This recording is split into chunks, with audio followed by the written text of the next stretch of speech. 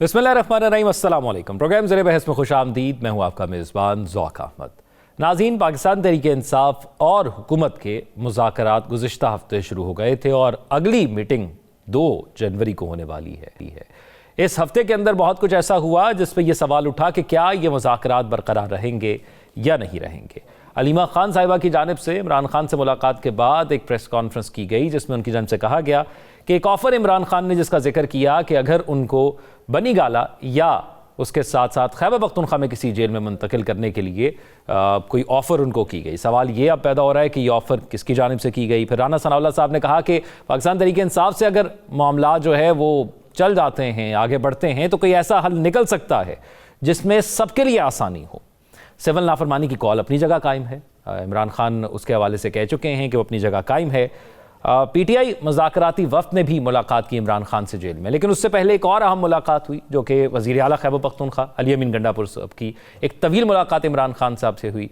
उसमें भी बहुत सी बातें डिस्कस हुई, बहुत सी बातें मंजर आम पर आ रही हैं। फिर आज एक प्रेस कॉन्फ्रेंस भी हुई है DGISPR की जानिब से और इसके मुख्तलिफ पहलू हैं इस प्रेस कॉन्फ्रेंस के हवाले से। उसमें एक पहलू ये जो मुज़ाकरात के हवाले से जो शराइत रखी गई हैं उसका भी है। हम इसके आगे जो टॉपिक्स होंगे उस पर भी डिस्कस करेंगे, लेकिन उसमें से जो पहलू यहाँ पर था वो ये था कि DGISPR की जानिब से कहा गया कि जो 26 नवंबर को जो कुछ हुआ वो 9 मई का तसलसल था। फिर उसके बाद ये भी कहा गया कि 26 नवंबर की साजिश के पीछे सोची समझी दहशतगर्दी है, ये भी उनकी जानिब से कहा गया। तो इस तमाम तर माहौल के अंदर क्या आप मुज़ाकरात हो पाएंगे, क्योंकि इमरान खान ने एक और चीज़ भी कही है कि मैं माफ़ करने को भी तैयार हूं, तो क्या वो माफ़ी मांगने के लिए भी तैयार हैं? अब ये सवाल भी उठ रहा है। अपने पैनलिस्ट को इंट्रोड्यूस करवाते हैं और फिर उनसे उनकी राय जानते हैं कि हमने डिस्कस किया था जब ये मुज़ाकराती कमेटियां बन गई थी और इनकी मुलाकात हो रही थी कि आने वाला मंजरनामा क्या होगा। पीर को मुलाकात हो गई है, तो क्या ये मंजरनामा आगे बढ़ेगा इन्हीं जो शराइत रखी गई हैं एक पाकिस्तान तहरीक इंसाफ की जानिब से, और हुकूमत जो उम्मीद लगा के बैठी है कि आसानी हो सकती है, इस तनाजुर में ये आगे बढ़ सकती है या नहीं। नजम साकिब साहब, राव खालिद साहब और साकिब बशीर साहब, तीनों सीनियर तज्ज़ियाकार हमारे साथ मौजूद हैं। नजम साकिब साहब, आपसे आगाज़ करूँगा। ये फरमाइएगा, ये जो मुज़ाकरात हो रहे हैं, जो मुलाकातें हुई हैं, जो बयान अब तक मंजर आम पर आ रहे हैं, इसका नतीजा अब क्या निकलेगा? आपको याद होगा ज़ौक कि पिछले हफ्ते भी हमने इस टॉपिक को टच किया था और मैंने कोशिश की थी बताने की कि सिफर को अगर ज़रब दें सिफर के साथ तो जवाब भी सिफर ही आता है। अभी तक तो सूरत हाल यही है। अच्छा, अब ये है कि ये मुज़ाकरात जो हैं वो कुछ मजाक सा बन गया है, कुछ इसलिए भी कि संजीदगी ना नज़र आ रही है हुकूमत की तरफ से ना ही PTI की तरफ से। जो सबसे बड़ी डेवलपमेंट हुई है इस पिछले हफ्ते डेढ़ हफ्ते में वो है जो आज आपने बताया ना, DGISPR साहब ने जो ब्रीफिंग दी है, प्रेस कॉन्फ्रेंस की है, उसमें उन्होंने मुज़ाकरात के हवाले से ये कहा कि सियासी पार्टियों को आपस में बातचीत करनी चाहिए और मुज़ाकरात जो हैं वो खुशाइंद बात है। ये एक ऐसी डेवलपमेंट है जो कि हुई है। बाकी सारे का सारा जो है वो सिफर ज़रब सिफर बराबर सिफर। देखिए, ये मुज़ाकरात जो हैं अभी तक यही नहीं पता लगा कि किस चीज़ पे होने हैं। जब पहली मुलाकात होती है तो उसमें गैर संजीदगी का आलम ये है कि आपका कोरम ही पूरा नहीं है कि जी फलाना बंदा फलां जगह पे है, फलाना बंदा फलां जगह पे है, लिहाजा फिर आपको पता है कि मुज़ाकरात होने हैं तो आप डिमांड्स वहाँ पे जाके तय कर रहे हैं कि डिमांड्स हम 1 तारीख को देंगे, 2 तारीख को देंगे, यानी उजरत भी कोई नहीं है। फिर साथ में ये भी हो रहा है कि आप कह रहे हैं कि अगर ये 31 दिसंबर तक, जो कि कल की खबर है, अगर 31 दिसंबर तक ये 26 नवंबर या 6 मई या जुडिशल कमीशन या असीरान की रिहाई या खान की रिहाई वगैरह नहीं होती तो फिर आगे देखेंगे वही सिविल नाफरमानी और बाहर से रिमिटेंसेज आ रही हैं उनको रोका जाएगा वगैरह वगैरह वगैरह। ये क्या है सारा कुछ? आप यकीन कीजिए, पॉलिटिकल साइंस के किसी FA और BA के तालिब इल्म को बताइए ये, और उसको कहिए कि क्या ये मुज़ाकरात नाम की कोई चीज़ जो इस वक्त है इसकी कोई हैसियत बता दे, क्योंकि जो चीज़ें PTI को चाहिए वो हुकूमत के पास नहीं हैं, और अगर 2-3 चीज़ें उनके पास हैं भी तो वो क्यों देंगे? اور اسی لیے ہم نے دیکھا کہ ادھر بات ہوتی ہے, آتی ہے پریس ریلیز ادھر سے, یا کوئی منسٹر آف انفارمیشن بتاتا ہے جی اب یہ ہو رہا ہے وہ ہو رہا ہے, اور ساتھ ہی رات کو ٹی وی پہ 2-3 چینلز پہ بیٹھ کے ان کے رہنما جو ہیں وہ کہتے ہیں جی کہ سوال ہی پیدا نہیں ہوتا, جوڈیشل کمیشن کا سوال ہی پیدا نہیں ہوتا, خان کی رہائی کا سوال ہی پیدا نہیں ہوتا, 26 نومبر کا سوال ہی پیدا نہیں ہوتا کہ جوڈیشل کمیشن بنے. تو یہ ساری پیراڈاکس جو ہے, یہ جو تضاد ہے, یہ ہمیں یہ بتاتا ہے کہ یہ ساری غیر سنجیدہ کوشش ہے. اور ایک اور چیز جو بڑی اہم ہے وہ دیکھنے والی یہ ہے کہ جب حکومتیں پاکستان میں بنتی رہی ہیں, یہ ذرا ایک یعنی اہم پوائنٹ کی طرف توجہ دلا رہا ہوں, حکومتیں جب بنتی رہی ہیں, ٹوٹتی رہی ہیں, ووٹ آف نو کانفیڈنس آتا ہے, نئی حکومت بنتی ہے وغیرہ وغیرہ, تو اس میں مجھے یہ بتا دیجئے کہ اس طرح کیا کوئی ماحول آپ نے پہلے دیکھا جس میں کہ جو پتہ چل رہا ہے آپ کو کہ یہ سارا کچھ ہے فساد ہے اور اتمام حجت کی جا رہی ہے, لیکن سارے اس میں یعنی سیریسلی کر رہے. اس کا کیا مطلب ہے؟ اس کا مطلب یہ ہے کہ دونوں دھڑوں کو, فریقین کو پتہ ہے کہ اصل جو چیز ہے وہ کہانی کیا ہے, اور وہ دونوں صرف کسی مجبوری کے تحت اتمام حجت کے طور پہ وہ بیٹھے ہوئے ہیں. لہذا ان پہ بات کرنا کہ جی نجم ثاقب صاحب, آپ کو لگتا ہے کہ کوئی ایک ایسا بنیادی نقطہ ہو سکتا ہے جس میں پچھلی دفعہ مجھے یاد ہے کہ جب ہم یہ بات کر رہے تھے تو راؤ صاحب نے کہا تھا یہ ہو سکتا ہے کہ شاید ان کو مخصوص نشستیں دے دی جائیں تو یہ بات طے ہو جائے. آپ کو لگتا ہے کہ کوئی بنیادی ایسا نقطہ ہو سکتا ہے جس پر دونوں ایگری کر جائیں؟ کوئی ایسا نقطہ جس کے حوالے سے بات کی جا رہی ہے کہ 2 سال کے بعد الیکشن ہو سکتے ہیں, ارلی الیکشن ہو سکتے ہیں, کوئی الیکٹورل پروسیس پر بات ہو سکتی ہے؟ سوال ہی پیدا نہیں ہوتا. آپ نوٹ کیجئے, اگر ریزرو سیٹس کی بات ہے تو کیا آپ نے پی ٹی آئی کی طرف سے یہ مطالبہ سنا ہے؟ کافی عرصے سے انہوں نے اس کی بات ہی نہیں کی کیونکہ سٹیکس ہائی ہو گئے ہیں. ہاں یہ اگر ہو سکتا ہے, حکومت کیا کر سکتی ہے کہ وہ جو خان کو چاہیے مثال کے طور پہ جیل میں, وہ جیل کے اندر ہیں اس وقت, ان کو کیا چاہیے؟ ایسا ہے کہ چقندر کا اور گاجر کا جو ہے نا وہ جوس ان کو روزانہ ملنا چاہیے. یہ حکومت کر سکتی ہے. حکومت یہ کر سکتی ہے کہ چھوٹے موٹے کیسز جو ہے نا, جس طرح سائیکل چوری کے کیس یعنی عمر ایوب پہ ہو جاتے ہیں, اس طرح کے کیسز وہ کہے گی ہم نہیں کرتے. دیکھیے جو بڑی چیزیں جو ان کو چاہیے پی ٹی آئی کو, آپ وہ یعنی میر کا وہ شعر ہے کہ اسی عطار کے لونڈے سے دوا لیتے ہیں. میر کیا سادہ ہیں, بیمار ہوئے جس کے سبب اسی عطار کے لونڈے سے دوا لیتے ہیں. یعنی آپ حکومت سے کہہ رہے ہیں کہ آپ نیچے اتریں, ہم آنا چاہتے ہیں. آپ حکومت سے کہہ رہے ہیں کہ آپ فارم 47 کے ہیں اور یہ جو سوا سال جو بھی گزرنے والا ہے اب الیکشن اناؤنس کریں. اور اس پہ جوڈیشل کمیشن, دیکھیے جوڈیشل کمیشن کے بارے میں اس وقت کی آخری بات, جوڈیشل کمیشن بن سکتا ہے 9 مئی پہ بھی اور 21 وہ جو آپ کی کیا ہے یعنی نومبر جو بھی 26 نومبر جو بھی واقعہ یعنی ہوا تھا ڈی چوک پہ, اس پہ بن سکتا ہے اگر خان پرائم منسٹر ہے. اور میں تھوڑا سا مشکوک اس لیے بھی ہوں کہ اگر خان واپس پرائم منسٹر بنتا ہے تو کیا وہ اتنا ہوگا طاقتور کہ وہ 9 مئی پہ یا کسی اس طرح کی چیز پہ کروا سکے گا. تو یہ ساری کہانی ہے, یہ ساری باتیں کرنے والی ہیں. اور اگر یعنی مجھ سے پوچھے تو میں تو غالب کا وہ شعر سنا کے اپنی بات ختم کروں گا کہ بازیچہ اطفال ہے دنیا میرے آگے, ہوتا ہے شب و روز تماشا میرے آگے. میں نجم ثاقب صاحب ایک اور چیز آپ سے جاننا چاہوں گا. میں 27 دسمبر ہے آج, میں ابتدائیے میں یہ کہنا چاہتا تھا, میں نے کہا میں آگے آ کر آپ سے اور راؤ صاحب سے اور پھر ثاقب بشیر سے جانوں گا. آج سابق وزیر اعظم بے نظیر بھٹو کی شہادت ہوئی تھی, ہم سب کو وہ دن یاد ہے, اور ان کی جمہوریت کے لیے, اپنی پارٹی کے لیے, پاکستان کے لیے بڑی تگودہ رہی. وہ پاکستان کی پہلی خاتون وزیر اعظم بھی رہی. آج کے دن کی مناسبت سے آپ کچھ کہنا چاہیں؟ مجھے وہ دن یاد آ گیا, آج ہی کا دن تھا, میں کیوبا میں تھا پاکستان کا سفیر, اور اچانک یہ CNN پہ میں نے یہ خبر دیکھی, 1-2 اور چینلز بھی میں نے دیکھے, تو مجھے تو یقین ہی نہیں آیا.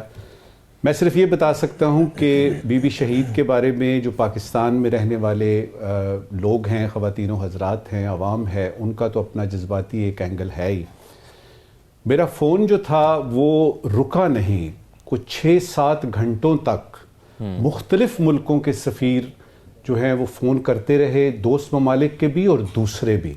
ان میں سے کوئی 10-12 جو ہیں وہ میرے دفتر بھی آ گئے کہ یہ کیا ہوا ہے. وہ جو ہوتا ہے نا پرسہ دینا, اور تکلیف ہوئی ان کو.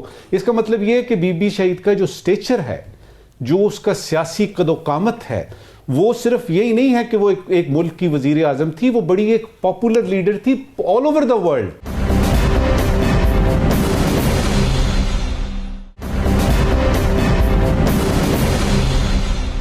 مجھے بڑا فخر سا بھی ہوا کہ ہمارے پاس ایک ایسا سیاسی لیڈر ہے جس کو کہ نہ صرف اپنے ملک میں بلکہ ملک سے باہر بھی اس کو پذیرائی ملی ہے.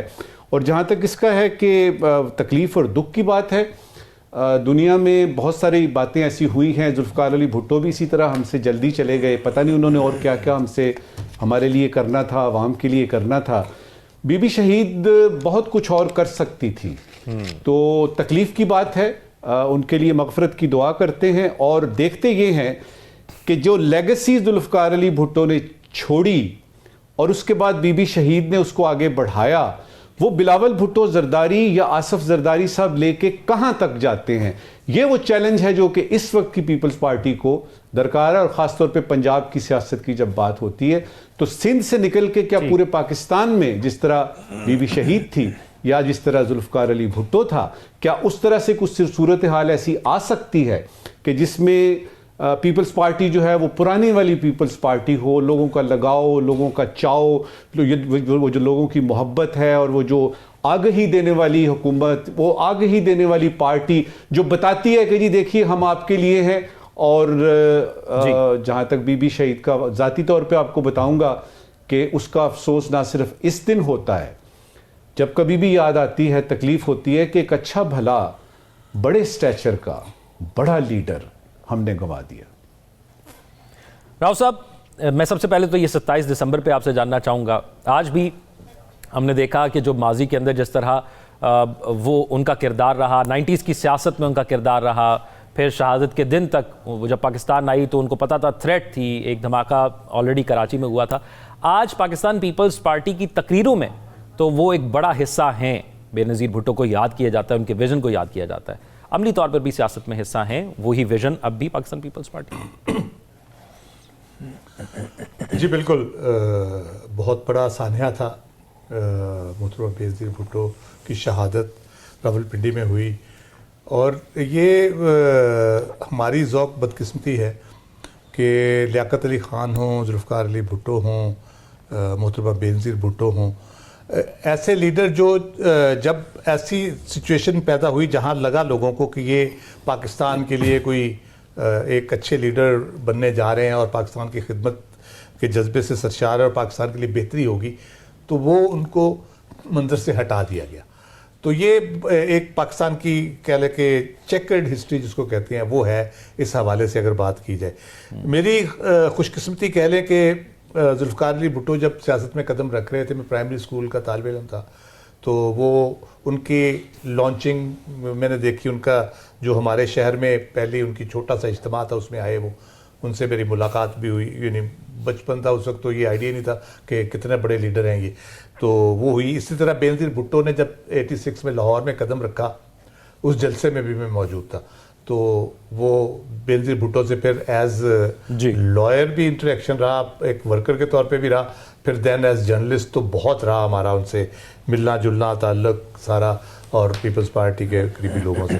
تو مجھے تو پرسنلی بہت زیادہ آبویسلی اس کا شوق کہہ لیں, دکھ کہہ لیں, تو وہ اس کو بیان نہیں کیا جا سکتا. لیکن جب وہ واپس آئی تھی, وہ یقیناً اس وقت ایک بالکل بدلی ہوئی خاتون تھیں اور بالکل بدلی ہوئی لیڈر تھیں, اور ان کی اپروچ اور سوچ, اور لگتا تھا کہ وہ اب جس نظریے سے آئی ہیں, جس طریقے سے آئی ہیں, تو وہ پاکستان کے لیے بہت اچھا ہوگا. لیکن شاید نظر لگ جاتی ہے ہماری ملک کو, یا اللہ تعالیٰ سلامت رکھے پاکستان کو اور پاکستان کے انشاءاللہ اللہ پاکستان کو سلامت رکھے. میں راؤ صاحب اب جو موضوع ہم بات کر رہے تھے, میں اس پہ بھی آپ سے جاننا چاہوں گا کہ اب عمران خان صاحب نے کہا ہے کہ عمران خان پاکستان کی خاطر سب کو معاف کرنے کے لیے تیار ہے. اب ایک طرف سے کہا گیا تھا کہ جب تک معافی نہیں مانگیں گے بات آگے نہیں بڑھے گی, وہ معاف کرنے کے لیے تیار ہے, معافی کے لیے بھی تیار ہے. دیکھیں یہ بیانات ہے, لفاظی میں کہتا ہوں اس کو کہ یہ لفاظی ہے, معاف کرنے کو تیار ہے, معافی مانگنے کو تیار نہیں ہے, یا معافی مانگیں گے تو مسائل حل ہوں گے اور یہ نہیں ہوں گے. دیکھیں وہ پروسیس 9 مئی سے آنورڈ چل رہا ہے, اس کے سزاؤں کا پروسیس چل رہا ہے, ٹرائل کا پروسیس چل رہا ہے, اس میں بہت سے لوگوں کی معافی بھی ہو چکی ہے جو ایک خاص 2-3 خاص جماعتوں میں چلے گئے اور وہ اس وقت وزیر بھی ہیں ان میں سے بہت سے جو ایکیوزڈ بھی تھے. تو یہ معاملات پاکستان کی سیاست میں اسی طرح سے چلتے رہتے ہیں, اونچ نیچ سیاسی جماعتوں کی اور باقی چیزیں. لیکن مسئلہ یہ ہے کہ کیا سیاسی جماعتوں کی خواہشات پہ, سیاسی جماعتوں کو سہولت دینے کے لیے, کسی کو اقتدار میں دینے کے لیے, کسی کو اقتدار سے باہر رکھنے کے لیے, کسی کو واپس اقتدار میں لانے کے لیے, یہ معاملات جو ہیں اسی حد تک ہم محدود رہیں گے, یا پاکستان کے بارے میں بھی کچھ سوچے گا سیاسی جماعتوں سے ہٹ کے, سیاسی لیڈروں سے ہٹ کے؟ صورتحال پاکستان کی یہ ہے کہ ہماری حکومت, سیاست اور معیشت, آپ کہہ لیں کہ اگر میں کہوں کہ سٹینڈ سٹل ہے تو یہ غلط نہیں ہوگا. اس ڈیڈ لاک کو توڑنا بہت ضروری تھا میرے خیال سے. یہ جو ٹاکس سیریس ہیں نہیں سیریس, میز پہ بیٹھنا پی ٹی آئی کا حکومت کے ساتھ اور حکومت کا بھی پی ٹی آئی کے ساتھ بیٹھنا, یہ بہت بڑا بریک تھرو ہے. اس کا نتیجہ کیا نکلتا ہے کیا نہیں نکلتا, لیکن still it's a big breakthrough. اس میں میں سمجھتا ہوں کہ فائدہ کس کو ہے, نقصان کس کو ہے اس بیٹھنے کا؟ پاکستان کو فائدہ ہوگا, الٹیمیٹلی پاکستان کو فائدہ ہوگا. یہ چیزیں آگے چلے گی اور آئی ایم شیور کہ چلے گی, لازمی چلے گی, یہ رکنے والی نہیں ہے. کیونکہ جب ایک دفعہ آپ آ جاتے ہیں ٹیبل پہ, آپ چلے جائیں پھر آ جائیں چلے جائیں, وہ لگا رہتا ہے. اس میں مطالبات آتے ہیں, نہیں مانے جاتے ہیں. جب آپ ٹیبل پہ بیٹھتے ہیں اتنی کشمکش کے بعد تو یقیناً کچھ نہ کچھ انڈرسٹینڈنگ کے ساتھ آپ بیٹھتے ہیں. ایسے نہیں آپ بیٹھ جاتے کہ جی ایک دن آپ کا دل کیا کہ آپ اپنے سڑک پہ احتجاج نہیں کرنا اور آ کے دھرنا نہیں دینا اور آپ نے ٹیبل پہ بیٹھنا ہے. تو یہ ایسے ہوا میں چیزیں نہیں ہوتی, پیچھے سوچ ہوتی ہے. میرا خیال ہے پی ٹی آئی نے بھی سب کچھ کر کے دیکھ لیا ہے, اپنا میکسیمم انہوں نے زور لگا لیا ہے. اگر وہ کنٹینیوسلی اسی زور پہ لگے رہیں گے تو ٹھیک ہو جائیں گے. اور مزمل ہونے سے بہتر ہے کہ آپ سیاست کی میز پہ بیٹھے اور سیاسی طور پہ اپنی توانائی کو دوبارہ سے مجتمع کریں اور بہتر کریں اپنے صورتحال کو اور معاملات کو لے کے اس کو آگے چلیں. مسئلہ یہ ہے کہ یہ لڑائی جب اپوزیشن میں ہوتے ہیں آپ نے ہر محاذ پہ لڑائی لڑنی ہوتی ہے. اس میں پارلیمنٹ بھی ہے, آپ پارلیمنٹ میں بڑی تعداد میں موجود ہیں. عدالت ہے, عدالتوں میں آپ کیسز اپنے لڑ رہے ہیں, حکومت کے خلاف آپ نے پٹیشنز کی ہوئی ہیں, ٹریبیونل میں گئے ہوئے ہیں. تو ابھی 9 مئی کے جو ہیں وہ اپیلوں میں جائیں گے. تو یہ ایک ہوتا ہے. سڑک کا ہوتا ہے, سڑک کا انہوں نے پورا 3 سال بھرپور طریقے سے وہ کر لیا ہے. اس کے بعد اب ہے ٹیبل کی بات. میرا خیال ہے کہ ٹیبل پہ جب آپ بیٹھ جاتے ہیں تو پھر کوئی نہ کوئی راستہ نکلتا ہے اور ضرور نکلتا ہے. جو بیانات کی حد تک اگر میں کہوں تو بیانات کی حد تک جو کمیٹیز کے لوگ ہیں ان کے طرف سے کوئی حوصلہ شکن بات نہیں سننے میں آئی. عمران خان صاحب نے بھی بہت سی چیزیں کنسیڈ کی ہیں, وہ پیچھے ہٹے ہیں. اور جو اوورسیز پاکستانیز کی وہ ریمیٹنس کی ایک تھی اس کو بھی انہوں نے اس حد تک محدود کر دیا کہ اگر آپ زیادہ پیسے بھیجیں تو تھوڑے بھیجیں. تو وہ بھی اس کے بھی آگے انہوں نے ڈیڈ لائن کو آگے کر دیا کہ اگر فلاں تاریخ تک یہ نہیں ہوتا, شاید 31 جنوری انہوں نے دی ڈیٹ کہ 31 جنوری تک اگر یہ نہیں ہوتا تو ہم پھر بھرپور طریقے سے سول نافرمانی ملک کے اندر یا ملک کے باہر واٹ ایور جو بھی کریں گے.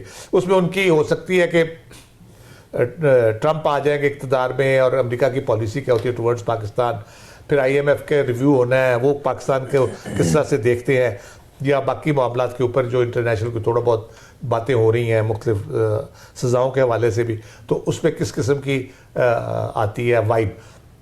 عمران خان بھی کوئی بہت بڑا رسک لینے کو تیار نہیں ہے. کل کو یہ ہو کہ ٹرمپ آئے اور وہ ادھر دیکھے ہی نہ مڑ کے پاکستان کی طرف, تو عمران خان صاحب تو نہیں ادھر اس باسکٹ میں سارے انڈے تو اپنے نہیں رکھ سکتے. اس لیے ان کا ٹیبل پہ بیٹھنا بلا مقصد نہیں ہے, اس کا کچھ نہ کچھ نتیجہ ضرور نکلے گا. ثاقب بشیر صاحب, ایک تو میں چاہوں گا 27 دسمبر کے حوالے سے آپ پہلے اپنی رائے رکھیے گا, پھر اس موضوع کے حوالے سے میں سوال کرتا ہوں. آج کا دن جو ہے وہ میں سمجھتا ہوں کہ جمہوریت کے لیے, ملک کے لیے یہ بڑا ہی افسوسناک 2007 میں یہ ایک مطلب عظیم ایک سانحہ ہوا کہ ہماری جو ایک سیاسی لیڈر تھیں, دنیا میں ان کا بڑا نام تھا, وہ اس دنیا سے چلی گئیں. لیکن افسوس ہوتا ہے کہ 2007 سے لے کر 17 سال ہو گئے ہیں, آج تک یہ چیزیں لاجیکل اینڈ تک نہیں پہنچیں کہ اس قسم کے جو واقعات ہوتے ہیں, یا اس سے پہلے ذوالفقار علی بھٹو تھے یا لیاقت علی خان تھے جو ہمارے جو سابق وزرائے اعظم ہیں, ان کے ساتھ یہ واقعات ہوئے, تو تاکہ مستقبل میں کچھ ایسا نہ ہو. تو یہ دہشت گردی تھی, ان کو ٹارگٹ کیا گیا, ان کے جو ملزمان تھے کون تھے, کس نے یہ ساری پلاننگ کی اور کس نے ان کو جو ہے وہ ان کو قتل کیا. تو اس سارے تناظر میں یہ کچھ ایسا ہونا چاہیے تھا کہ مستقبل میں ایسا نہ ہو. تو لیکن ہم دیکھتے ہیں کہ وہ کنٹینیوٹی کہیں نہ کہیں نظر بھی آتی ہے. بانی پی ٹی آئی جو ہے ان پر بھی ایک اٹیک وزیر آباد کے قریب ہوا تھا. تو یہ معاملات رک جانے چاہیے تھے, نہیں رکے, افسوسناک ہے. اور ایک بڑی عظیم لیڈر سے ہم آج ہی کے دن 2007 میں جو ہے وہ یہاں اس دنیا سے جو ہے وہ چلی گئی تھیں. اور اب پاکستان پیپلز پارٹی پہ ہے کہ ان کا جو کچھ کیا درا تھا, ان کی جو سیاست تھی, ان کو کیسے آگے لے کر چل رہے ہیں. بہت سارے سوالات ہیں پاکستان پیپلز پارٹی کی سیاست پر بھی.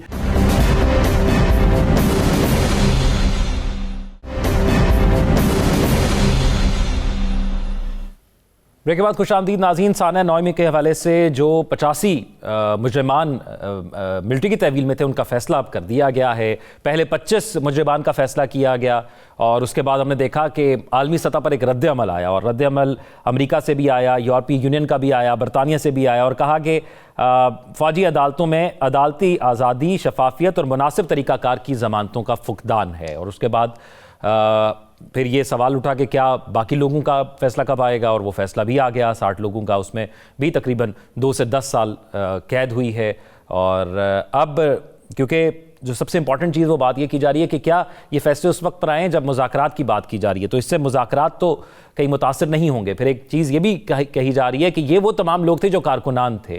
منصوبہ سازوں کے حوالے سے کیا کوئی لنک ڈیولپ ہوا ہے اس کے اندر کہ جو لنک وہاں تک پہنچ سکے, اور کیا جو منصوبہ ساز تھے ان تک کارروائی جو ہے وہ اب کب تک ہوگی؟ کیا جلدی اب یہ دیکھنے کو ملے گا کہ وہ بھی اسی کٹہرے میں آئیں گے ملٹری کورٹس کے حوالے سے؟ اور پھر ایک اہم معاملہ یہ بھی ہے کہ یہ بھی مشروط ہے یہ فیصلہ عدالتی احکامات سے. ابھی عدالت نے کہا ہے, اور کیونکہ ان تمام تر لوگوں کے جو گھر والے تھے, عزیز و اقارب تھے جو اس کیس کو فالو کر رہے تھے, انہوں نے عدالت کو کہا تھا کہ آپ جو ہے اس کیس کا فیصلہ سنانے دیں فوجی عدالتوں کو. تو پھر یہ پروسیڈ ہوا تھا. تو راؤ صاحب, اب منصوبہ سازوں تک کب تک کارروائی کا دائرہ کار آپ کو لگتا ہے کہ چلا جائے گا, یا فل سٹاپ لگ گیا ہے یہ سزائیں دینے کے بعد؟ دیکھیں, آج DGISPR نے بڑے وضاحت سے کہا ہے کہ یہ انصاف کا سلسلہ جو ذمہ داران ہیں, ماسٹر مائنڈ ہیں اس پوری سازش کے پیچھے تھے, ان کی سزا تک نہیں رکے گا. تو یہ سلسلہ تو چلے گا. وہ جو انہوں نے اگر کہا ہے تو یقیناً ان کے ذہن میں بھی ٹائم فریم بھی ہوگا, چیزیں بھی ہوگی. جنرل فیض کے حوالے سے بھی بات ہوئی تھی, لیکن ابھی انہوں نے اس پہ تبصرہ نہیں کیا. اسی سے لنک کرنے کے حوالے سے کہ کیا اس سے بھی لنک ہوں گے یہ سارے, اور ملٹری ٹرائل اس میں ہو سکتا ہے PTI کے رہنماؤں کا. تو وہ اس کو انہوں نے حساس معاملہ قرار دیا فی الحال, تو اس پہ انہوں نے بات نہیں کی. اس لیے میں بھی بہت زیادہ اس پہ کچھ اسپیکولیٹ نہیں کرنا چاہتا. جہاں تک ان لوگوں کی بات ہے, یہ جو سزائیں تو ان کو ہوئی ہیں, لیکن میں اس کو ایک سمجھ رہا ہوں کہ معاملات آگے بڑھے ہیں, یہ پیش رفت ہے بہت بڑی. اس سے ہوا یہ کہ ایک تو یہ لوگ اب سویلین کسٹڈی میں آ جائیں گے, تو جو کسی نے ملنا ملانا ہوگا, انہوں نے آگے اپیل کرنی ہوگی, وہ پروسیس جو ہے ایک آگے وہ چل پڑے گا. تو اس طریقے سے ایک طرح سے ایک ریلیف کی طرف یہ بڑھ سکتے ہیں. اگر ان کے خلاف ثبوت موجود ہے تو یقیناً ان کو بھرپور طریقے سے یعنی سزا ہونی بھی چاہیے, ملنی بھی چاہیے, بھگتنی بھی چاہیے, بالکل وہ چلے گا. لیکن یہ آگے اب اپیل کی ایک طرف چل پڑیں گے معاملات. سپریم کورٹ جو ہے 85 لوگوں کے مقدمات کا ٹرائل مکمل ہو چکا تھا, لیکن سپریم کورٹ کے سٹے کی وجہ سے وہ نہیں ہو پا رہا تھا. اور مجھے سمجھ نہیں آئی کہ سپریم کورٹ نے وہ سٹے اتنا عرصہ کیوں رکھا, اور اس کے بعد ملٹری کورٹس پہ ابھی تک فیصلہ کیوں نہیں کیا. کیونکہ اس قسم کی جتنی بھی چیزیں ہوتی ہیں, ہم باہر کی مثال دیتے ہیں, آج DGISPR صاحب نے بھی دی, باقی لوگ بھی بات کرتے ہیں, حکومت بھی بات کرتی ہے, کمپیریزن ڈرا کرتے ہیں. انہوں نے دیر نہیں لگائی, انہوں نے بھلے عام عدالتوں میں کیا, لیکن انہوں نے دیر کوئی نہیں لگائی. انہوں نے فوری طور پہ ساری چیزیں اکٹھی کی, چھوٹے تھے, بڑے تھے, با اثر تھے, بے اثر تھے, سب کو اکٹھا کر کے انہوں نے جو ثبوت آتے ہیں فوری طور پہ ٹرائل کر کے ان کو سزائیں دے دی. تو اس میں ٹرانسپیرنسی بھی تھی, اس میں ایکسپیڈیشس جسٹس بھی ہوا ہے, اور کسی نے کوئی انگلی اور آواز نہیں اٹھائی. تو ایسے معاملات میں اسی طرح سے ہونا چاہیے. آپ اگر اس کو لٹکاتے ہیں, دیر کرتے ہیں, کسی وجہ سے بھی ہوتا ہے, تو وہ پھر شفافیت پہ سوال اٹھتے ہیں, لوگ کویسچن اٹھاتے ہیں, اعتراضات شروع ہو جاتے ہیں. تو آج جتنی وضاحت اور صراحت سے انہوں نے اپنا سارا کیس بیان کیا ٹرائل کے حوالے سے, قانونی نکات کے حوالے سے, تو یہ بہت پہلے ہونا چاہیے تھا یہ چیزیں تو. اور حکومت کو بھی تھوڑا سا کو ہاتھ بٹانا چاہیے تھا اس سلسلے میں. صرف یہ D G I S P R پہ نہ چھوڑ دیں کہ وہ ہر بات پہ کسی بھی معاملے کے متعلق, کوئی انٹرنیشنل ہو, مقامی ہو, کوئی بھی ہو, ہر معاملے پہ انہوں نے ہی جواب دینا ہے اور انہوں نے تفصیل سے بات کرنی ہے. یہ سرکاری فوج ظفر موج کس لیے ہے؟ ان کو بھی تو کوئی بات کرنی چاہیے. یہ بھی اسی طرح لاجک سے بات کر سکتے ہیں, اس طرح اپنی دلیل سے بات کو آگے بڑھا سکتے ہیں. اب مسئلہ اس میں صرف یہ ہے کہ سپریم کورٹ جب ملٹری کورٹس کے قانونی حوالے سے, ملٹری کورٹس کے حوالے سے جب فیصلہ دے گی, سے وہ کہتی ہے کہ ملٹری کورٹس میں ٹرائل نہیں ہو سکتا تھا, تو پھر کیا صورتحال ہوگی؟ یہ لوگ تو گرفتار بھی رہے, سزائیں بھی ہو گئیں, 1.5-2 سال سے جیل میں بھی ہیں. اس کے بعد ان کا وہ سارا جو سلسلہ ہے, کیا نئے سرے سے ٹرائل ہوگا ان کا؟ اگر وہ پھر وہ دوبارہ سے ٹرائل ہوگا, پھر ڈبل جپرڈی کا آ جاتا ہے کہ ایک دفعہ آپ کا ٹرائل ہو گیا, سزائیں ہو گئی ہیں. اس میں سے بھی کہا جا رہا ہے کہ جی کچھ لوگوں کو سزائیں ہو گئی تھی, اے ٹی اے سے رہائی ہو گئی تھی, ادھر سے سزائیں ہو گئی ہیں. تو وہ اس طرح کے معاملات, اس میں میں یہی کہتا ہوں کہ جتنا ٹرانسپیرنٹ, جتنا جلدی اور جتنا اچھے طریقے سے اس کو نپٹا دیا جائے یا جاتا تو بہت اچھا ہوتا. سٹل اس کو بلا وجہ اس کو لنگر آن کیا جا رہا ہے. میری ریکویسٹ ہوگی سپریم کورٹ سے کہ وہ بھی ملٹری کورٹس میں فیصلہ کر دیں تاکہ یہ منطقی انجام کو پہنچے. جو ذمہ داران ہیں ان کو بالکل نشان عبرت بنانا چاہیے, کیونکہ یہ ٹالریبل نہیں ہیں چیزیں. اس قسم کی اگر آپ اجازت دے دیں گے تو پھر آپ ملک میں ایسی بے امنی اور بد امنی پیدا ہوگی کہ آپ کے جو لا انفورسمنٹ ایجنسیز ہیں وہ کہاں کھڑی ہوگی پھر, اگر آپ ان پہ حملوں کی اس طرح سے اجازت دے دیں. نجم ثاقب صاحب, یہ بالکل ایک تو یہ سوال یہ اٹھتا ہے کہ جب یہ بات کی جاتی ہے کہ یہ ملٹری کورٹس میں کیوں کیا گیا, تو پھر بات کی جاتی ہے کہ جو باہر کورٹس کے اندر معاملات ہیں ان کا تو ابھی تک کہیں چلان بھی پیش نہیں ہوا, تو وہاں پہ ڈیلے اتنا ہے کہ اس وجہ سے وہاں پر فیصلہ کیا گیا. دوسرا, دفتر خارجہ کا ایک بیان سامنے آیا, انہوں نے کہا کہ پاکستان کی سیکیورٹی کے فیصلے قوم کرے گی, کسی بیرونی مداخلت کی ضرورت نہیں ہے, اور یہ رسپانس تھا وہ جو ملٹری کورٹس کے فیصلے کے حوالے سے عالمی رد عمل سامنے آیا. دیکھیے, یہ جو امریکہ کی طرف سے سخت تشویش یعنی کہ گریو کنسرن ظاہر ہوا ہے, یا برطانیہ یہ کہتا ہے کہ جی پاکستان شہری اور سیاسی حقوق کے بین الاقوامی رولز جو ہیں ان کو فالو کرے اور فلانا کرے. سب سے پہلے تو یہ کہوں گا کہ 2 wrongs don't make a right. اگر کہیں پہ غلط ہو رہا ہے تو اس کا یہ مطلب نہیں ہے کہ ہم بھی غلط کریں اور یہ کہیں کہ جی چونکہ وہاں غلط ہو رہا ہے اس لیے ہم بھی غلط کر رہے ہیں. تو 2 wrongs don't make a right. دوسری بات یہ ہے کہ جب کوئی بین الاقوامی, اب آپ کو ایک یعنی ٹیکنیکل پوائنٹ بتانے لگا ہوں, کسی ایک مسئلے پہ, کسی ایک بات پہ اگر کوئی بین الاقوامی قانون ہے اور ایک مقامی قانون ہے, میونسپل لا ہے آپ کا, تو اس میں سوال یہ پیدا ہوتا ہے کہ کون سا جو ہے وہ فالو کیا جائے گا. تو اس میں سے آپ کو یہ میں بتا رہا ہوں کہ آپ اپنے قوانین کو اہمیت زیادہ دیتے ہیں, کیونکہ جب نیشنل انٹرسٹ کی بات آتی ہے, دنیا کو ہم دیکھیں گے جب اپنے آپ میں ہمارے پاس کوئی طاقت نہیں ہوگی, ہمارے پاس اختیار نہیں ہوگا, ہماری جو ہے وہ بساط کے باہر ہوگی چیز, تو ہم دنیا کی طرف جائیں گے. لہٰذا یہ کہنا کہ جی یہ فلانے بین الاقوامی, تو اس کے لیے میں بحیثیت سفارتکار کے آپ کو یہ کہہ سکتا ہوں کہ ذرا میرے سامنے آ کے بیٹھ جائیں آپ, اور میں آپ کو بتاتا ہوں کہ بین الاقوامی قوانین جو ہیں جتنے بھی آپ نے ابھی تک بنایا, یونائٹڈ نیشن سے لے کے آپ کا جنیوا کا مشن, آپ کی وہ جو یعنی ویانا میں جو آپ کا ملٹی لیٹرل ہے, حتیٰ کہ آپ کا نیروبی میں وہ جو آپ کا ہیبیٹیٹ اور یونیپ کا دفتر ہے, اس میں کتنے قوانین آپ کے جو ہیں ان پہ فالو ہو رہے ہیں. لیکن میں پھر کہوں گا 2 wrongs don't make a right. اس میں جو بات کرنے والی ہے نا وہ یہ ہے کہ 9 مئی کا یہ جو بات شروع ہو گئی نا, بیانیہ بن گیا کہ ملٹری ٹرائلز میں نہیں ہونا چاہیے, یہ سول اس میں ہونا چاہیے. اس کا فیصلہ پاکستان کے اندر ہونا ہے, پاکستان میں ہونا ہے. اس کا فیصلہ کسی واشنگٹن نے اور کسی لنڈن نے نہیں کرنا. پہلی بات یہ. دوسری بات یہ کہ کیا ملٹری ٹرائلز جو ہیں یہ جو آپ کی ہیں یعنی کورٹس, جو ملٹری کورٹس ہیں, یہ پرسوں بنی ہیں, یعنی یہ پچھلے ہفتے کی بات ہے کہ صرف 9 مئی کے لیے بن گئی. اور اگر آپ کو یاد ہو تو پی ٹی آئی کے دور میں بھی میرا خیال ہے 29-30 ایسے سویلینز تھے جن کے خلاف ملٹری ٹرائلز میں 100 سے زیادہ ٹرائل ہوا, باقاعدہ طور پہ کیس چلا اور سزا بھی ملی. تو اس کا اس لیے یہ کہنا کہ جی ملٹری ٹرائلز جو ہیں وہ کوئی نئی چیز ہے اور صرف پی ٹی آئی اور صرف 9 مئی، یہ غلط بات ہے. تو دونوں طرح سے بتانے کے بعد یہ بتاؤں گا آپ کو کہ وہ آج یعنی D G S P R نے بھی یہ بتایا کہ یہ دہائیوں سے قائم ہے اور اس میں آئین اور قانون کے مطابق ہے. بلکہ میرے نالج میں اضافہ ہوا جب جنرل صاحب نے یہ کہا کہ جو انٹرنیشنل کورٹ آف جسٹس ہے اس نے اس ملٹری کورٹس کو، ہماری ملٹری کورٹس کو انڈورس کیا ہوا ہے. تو باقی کیا رہ گیا؟ آخری بات اس وقت کی دیکھیے، واشنگٹن کی بات ہے، امریکہ کی بات ہو، یورپین یونین کی بات ہو، لنڈن کی بات ہو، یہ جو ویسٹ سائیڈ ہے نا، یہ بنیادی طور پہ اس وقت کے آپ کے بائیلیٹرل تعلقات جو ہے نا، دو طرفہ تعلقات، ان پہ ڈیپینڈ کرتا ہے.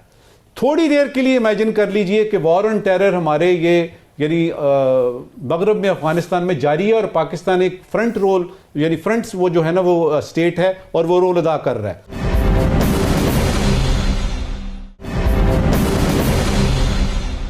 پاکستان نے وہ کرنا ہے جو پاکستان کے حق میں جاتی ہے بات. اور رہی بات اس سیاسی غیر یقینی کی، یہ بھی پاکستان نے ہی اس کو حل کرنا ہے. یہ حکومت کرے، پی ٹی آئی کرے، اسٹیبلشمنٹ کرے، کوئی بھی کرے، یہ ہم نے مل کے کرنا ہے. اور باہر کسی کو کوئی اختیار نہیں ہے کہ اس ملک کے اندر جو کچھ ہو رہا ہے اس کے بارے میں کسی قسم کی کوئی بات کرے. گھبرانے والی بات نہیں ہے. ثاقب رشید صاحب، گھبرا لیں یا نہ گھبرائیں، ایک چیز. اور دوسرا یہ بتائیں کہ اب یہ ملٹری ٹرائل میں یہ کہا جاتا ہے کہ پہلی وہ جو کر سکتے ہیں ٹرائل معاف کرنے کے حوالے سے، سزا معاف کرنے کے حوالے سے استدعا، وہ جا سکتے ہیں آرمی چیف صاحب کے پاس، اور دوسری پھر کیا صدر مملکت کو بھی اپیل کر سکتے ہیں وہ اپنی سزا معافی کی؟ اس میں جو ویسے تو یہ دیکھیں پہلے 20 کو، پھر 25 اور اس کے بعد 60 لوگوں کو سزائیں جو ہے وہ سنائی گئی ہیں. اس میں جو طریقہ کار تو ہے وہ یہی ہے کہ اب field general court marshal K تحت یہ سزائیں ہوئی ہیں سب لوگوں کو. اس میں 20 لوگ تو ویسے ہی رہا ہو چکے، باقی 85 رہ گئے ہیں. تو ان کے پاس جو آرمی کے اندر ہی جو ملٹری کورٹس میں انٹرنل جو نیکسٹ فورم ہے وہ ہے کورٹ آف اپیل کا، کہ وہ وہاں پہ کورٹ آف اپیل میں جا کر اس کو چیلنج کر سکتے ہیں. اور اس کے بعد وہ آرمی چیف جو ہے ان کے پاس معافی کی درخواست بھی دے سکتے ہیں اور صدر کو بھی معافی کی درخواست دے سکتے ہیں. لیکن وہ جب کورٹ آف اپیل سے ہونے کے بعد، مطلب for example court of appeal میں بھی ان کی سزائیں برقرار رہتی ہیں، تو پھر یہ ہائی کورٹس اور سپریم کورٹ میں جا کر ان کو جو ہے وہ چیلنج بھی کر سکتے ہیں، جو قانونی طور پر طریقہ کار جو ہے وہ موجود ہے. لیکن ہائی کورٹس میں جو جب یہ سزائیں چیلنج ہوتی ہیں تو وہاں پہ پھر قانونی طور پر کوئی تکنیکی نوعیت کے کوئی حکم بھی آ جاتے ہیں. اچھا ثاقب رشید صاحب، ایک اور چیز یہاں پر بتا دیجیے گا ساتھ ہی، وہ چیز یہ جاننا چاہوں گا کہ ہمیں صرف یہ پتہ لگا کہ ان کو اتنے عرصے کی سزا ہوئی ہے، کیا کوئی دفعات بھی ہوتی ہیں جب یہ فیصلہ آتا ہے ملٹری کورٹ سے، کیونکہ اب یہ جیلوں میں منتقل ہو گئے ہیں، ان پر کس جرم کی سزا ہوئی، کون سی دفعہ لگی، وہ بھی ہمیں تفصیلات سامنے آئیں گی یا صرف اتنی ہی آئیں گی؟ یہ وہ سوال ہے جو جس کی وجہ سے تنقید ہوتی ہے، جس کی وجہ سے فیصلوں پہ تنقید ہوتی ہے کہ ان پر چارج کیا ہے، ان پر جو کیس بنا وہ کیس کیا تھا، ان کے خلاف جو ایویڈنس تھا وہ کیا تھا، اور وہ ایویڈنس قانون کے مطابق جو ہے وہ اتنا تھا کہ ان کو اتنی سزا ملنی چاہیے تھی. ان کو جو سزا ملی ہے اس سزا کی ریزننگ، وجوہات جو ہے وہ فیصلے میں لکھی گئی ہیں، اور وہ فیصلے کی کاپی کہاں پہ ہے. یہ وہ چیزیں ہیں بنیادی طور پر جس کی وجہ سے جو تنقید ہے عمومی طور پر کہ سیولینز اور ملٹری کورٹس میں جو ایک لائن ڈرا ہے، جس کے حوالے سے اٹارنی جنرل نے یہ بات کی تھی سپریم کورٹ میں جب یہ کیس چل رہا تھا ملٹری کورٹس کے حوالے سے، تو کہ ریزننگ دی جائے گی، پورا ان کو حق دیا جائے گا. D G S P R نے آج یہ بات کی انہوں نے کہ ان کو وکیل کا حق دیا گیا، ان کو وہ اپنے دفاع میں ڈیفنس لا سکتے تھے، وہ ان کو پورا جو ہے وہ فیئر ٹرائل، وہ بنیادی طور پر یہ بات کہنا چاہ رہے تھے. تو اب وہ ججمنٹس ہیں، ان کو ابھی تک 2 میں نے دیکھے ہیں کہ ان کی جانب سے ڈیفنس منسٹری کو درخواستیں گئی ہیں کہ ہمیں ججمنٹس فراہم کی جائیں تاکہ ہم نے کورٹ آف اپیل میں جانا ہے. تو جب یہ سارا جو چارج فریم، ججمنٹس، ریزننگ، ساری چیزیں آ جائیں گی تو اس پر پھر کھل کے جو ہے وہ بات ہو سکتی ہے کہ وہ ججمنٹس جو پاکستان کی جو سیولینز کورٹس ہیں ان کے پیرالل جو ہے وہ کیسی ججمنٹس ہیں اور کیا وہ سسٹین کر پائیں گی نیکسٹ فورم پہ یا نہیں. اس میں ایک اور جو بڑی دلچسپ بات ہے وہ یہ ہے کہ اس سارے 85 لوگوں میں سے تقریباً کوئی 15-20 لوگ ایسے ہیں جن کی سزائیں 2-2 سال ہیں جی تو 2 سال کی سزا ہے اور وہ 19 ماہ کی سزا پہلے ہی کاٹ چکے ہیں، تو باقی بچتی ہے 5 ماہ کی. تو عمومی طور پر سیولینس کورٹ میں تو ان کو ضمانتیں اور ان کو فوری طور پر رہائی ہو جاتی ہے، لیکن اب کیونکہ کورٹ آف اپیل میں انہوں نے جانا ہے اور کورٹ آف اپیل میں فوری طور پر ان کی رہائی ہو سکے گی یا نہیں ہو سکے گی، یہ بھی ابھی الگ سے سوال موجود ہے. یہ آنے والے دنوں میں پتہ لگے گا. ماضی میں جو ملٹری کورٹس میں جو کیسز ہوتے رہے ہیں وہ انڈیویجولز کے تھے، مطلب ایک انڈیویجول آیا، دوسرا، تیسرا، چوتھا، یا پی ٹی آئی کے دور میں کہا جاتا ہے کہ 25 یا 29 لوگ جو ہے ہوئے. لیکن اب کی بار یہ تھوڑا سا غیر معمولی ہے کہ 104 لوگ یا 105 لوگ ملٹری کی کسٹڈی میں ایک ہی وقت میں سیولینز تھے، ان میں سے 2 جو ہے وہ ایک ریٹائرڈ بریگیڈیئر تھے، ایک کیپٹن تھے شاید، ان کی بھی ہوئے. تو ان کے بلک میں بڑی تعداد میں سیولینز کے ٹرائل ہوئے. یہ اس لحاظ سے انپریسیڈنٹڈ ہے، مطلب غیر معمولی ہے. پہلے انڈیویجولز کے ہوتے تھے، اب سپریم کورٹ میں آئینی بینچ کے سامنے یہ سوال ہے، تو اب وہ طے کریں گے کہ سیولینز کے ٹرائل ملٹری کورٹس میں ہو سکتے ہیں یا نہیں ہو سکتے. ٹھیک ہے ناظرین، آج DGI-SPR کی پریس کانفرنس کا بنیادی مقصد ایک یہ بھی تھا کہ جو پاکستان نے اس پورا سال دہشت گردی کے خلاف کارروائیاں کی اور خصوصی طور پر جو افغانستان کے ساتھ ہمارے تعلقات تھے، ہم بار بار کہہ چکے ہیں کہ دہشت گردی وہاں سے ہو رہی ہے اور اس پر بھی پاکستان نے اپنا ایک سٹیپ فارورڈ لیا اور جہاں سے خطرہ نظر آتا تھا وہاں پر پاکستان نے اب اپنی اگلی کارروائی شروع کر دی ہے. نجم ثاقب صاحب، یہ جو سال رہا، میں اگلے ہفتے تو اس کو اسی ہفتے کے آخر میں ہم ڈسکس کریں گے کہ کیسا رہا پاکستان میں امن کے حوالے سے، لیکن خصوصی طور پر اس پریس کانفرنس کو دیکھا جائے اور پھر افغانستان کے ساتھ جو پاکستان نے گزشتہ ہفتے اس ہفتے کے اندر جو کارروائی کی، اس کو آپ کیسے دیکھتے ہیں؟ دیکھیے، یہ کارروائی جو ہوئی، یہ جو پکتیکا میں ہم نے کیا، اس کا بڑی اچھے طریقے سے وضاحت سے DGI-SPR نے بتا دیا کہ افغانستان سے پاکستان کو چاہیے. پہلے تو انہوں نے یہ کہا کہ ہم ان کی جو حاکمیت ہے، ساورنٹی ہے، اس کو مانتے ہیں. وہ برادر ملک ہے، وہ مسلمان ملک ہے، ہمارے تعلقات ہیں، اور ہم ان سے صرف یہ چاہتے ہیں کہ یہ جو فتنہ الخوارج ہے، جو کہ TTP کے نام سے پہلے جانا جاتا تھا، اس کو پاکستان پر فوقیت نہ دیں. اور اگر وہ پاکستان پہ فوقیت دیتے ہیں اور ہمارے ہاں سویلینز اور ہمارے فوجی اور ہمارے لا انفورسمنٹ ایجنسیز کے یہ سارے لوگ جو ہیں یہ شہید ہو رہے ہیں اور فوت ہو رہے ہیں اور خون بہہ رہا ہے، تو کیا ہم تماشا دیکھتے رہیں گے؟ یہ ان کے الفاظ ہیں. تو میرے خیال میں اس کی جسٹیفیکیشن بنتی ہے. اور اب جب کہ اس دنیا میں ہم دیکھتے ہیں کہ جس کا جو جی چاہ رہا ہے کر رہا ہے، شتر بے مہار ہو گئی ہے پوری دنیا. دیکھیے، میرے نزدیک جو چند اہم باتیں آج کی پریس کانفرنس میں DGI-SPR نے کی، اس میں جو آج کا ہمارا ٹاپک بھی آپ کا یہی ہے کہ پاکستان امن اور ترقی کے لیے پرعزم ہے، اس میں انہوں نے ایک بات دہرائی. یہ پہلی دفعہ نہیں کی بات انہوں نے کہ ایک محفوظ پاکستان ہی مضبوط پاکستان ہے. یہ مجھے یاد ہے ستمبر میں بھی انہوں نے یہ بات کی تھی، اور اس کے علاوہ مختلف وزراء بھی یہ باتیں پچھلے دنوں کرتے ہوئے نظر آئے، جو کہ بات درست ہے. اسٹیٹمنٹ میں کوئی کسی قسم کا ابہام نہیں ہے، اس پہ کوسچن نہیں ہو سکتا کہ ایک محفوظ پاکستان، یعنی پہلے پاکستان کو محفوظ کریں تب مضبوط ہوگا. اب یہ کہ یہ محفوظ پاکستان پہلی سٹیج ہے، مضبوطی بعد میں آئے گی. اب اس محفوظ پاکستان کو کس طرح سے اچیو کرنا ہے؟ سب سے پہلے آپ کی اکنامک آپ کی آتی ہے سیفٹی، کیا مل گئی ہے؟ اس سلسلے میں صرف یہ بتاؤں گا کہ حکومت کے وزراء تو کہتے رہتے ہیں جی بڑا کچھ اکانومی میں کر رہے ہیں وغیرہ وغیرہ. کل خان صاحب نے یہ کہا ہے، عمران خان صاحب نے یہ کہا ہے کہ معاشی صورتحال بہتر ہوئی ہے. اب یہ سٹیٹمنٹ ان کی طرف سے آئی ہے، لہٰذا ہم اس کو مانتے ہیں. کم از کم ایک پروسیس شروع ہو گیا. دوسرا آپ کا آتا ہے کہ دہشت گردی کا جو ہمارا حساب کتاب ہے، اس کو ہم نے کس طرح کرنا ہے، کیونکہ اس کے بغیر انویسٹمنٹ نہیں آئے گی. انویسٹمنٹ نہیں آئے گی تو اکانومی نہیں بڑھے گی، اکانومی نہیں بڑھے گی تو پھر ہم غیر محفوظ. تو دہشت گردی اور اکنامکس، اور یہ وہ دو چیزیں ہیں جو کہ اس حکومت نے، جو اس وقت موجودہ حکومت ہے، ان کا یہ ٹاسک تھا اور یہ ابھی بھی اس میں کر رہے ہیں. کامیاب ہوں گے ہو رہی ہے چیزیں. میں ذرا وقت تھوڑا میں راؤ صاحب کی طرف چلتا ہوں. نجم ثاقب صاحب، راؤ صاحب، مذاکرات بڑے کر لیے ہم نے، اب یہی واحد حل ہے جس طرح کی کارروائی ہم نے کی؟ مختصراً بتائیے گا.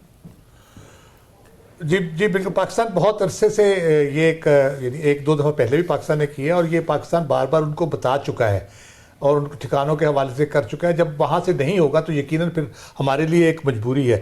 لیکن جو ٹیک اوے ہیں ان کے پرٹیکولرلی، وہ ایک تو ایئر انڈر پریشر تھا. یہ پورے سال بھر کی کارکردگی انہوں نے بڑے بھرپور طریقے سے بیان کی.